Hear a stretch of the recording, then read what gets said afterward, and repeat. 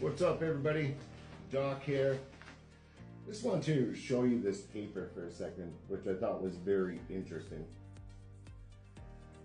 So, about a year and a half ago, if you were in my Zoom classes and my meetings, I told everybody that if there was a conflict to break out around the world, it would have consequences for Canada, that conflict would actually come to Canadian soil. And people told me I was full of shit. They said, no, that's not possible. That was a year and a half ago. Dave, up there, if you can see it. I don't know if you guys can see that, but this is the copy. And I want you to notice right here, all of these players, okay? See this shit? Let me read to you what it says. Superpowers slide toward open conflict. Smaller states with devastating weapons pose their own dangers. Nuclear war would turn Canada into one of the world's worst places, and scientists fear we are sleepwalking towards disaster. So I want to make this clear that there won't be a nuclear war, but there will be conflict on Canadian soil.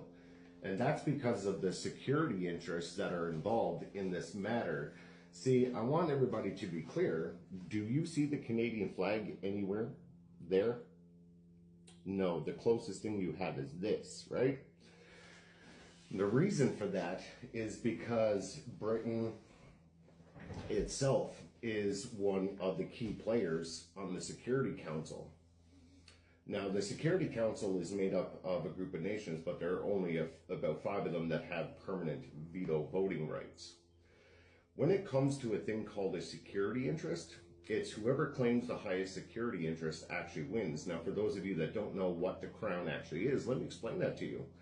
Because when the Canadian citizens or the public of Canada finds out what the Crown actually is, they're going to be pretty pissed off.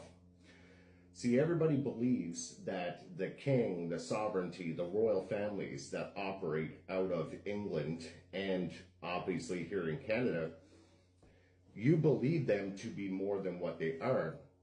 I've actually done the research, and what I have found is that the Crown is nothing more than a private trust that's been passed down from generation to generation. And the beneficiaries of that private trust are what you call the royal family, the sovereigns, right? So where does Canada fit into that? Well, Canada is what we call a monarchical democracy. Okay, so what that means is that there's a private trust, the Crown, that heads up the actual government in Canada, which is called the Crown Corporation of Canada. And for those of you that don't know what the Crown Corporation of Canada is, it's nothing more than an estate management company. This is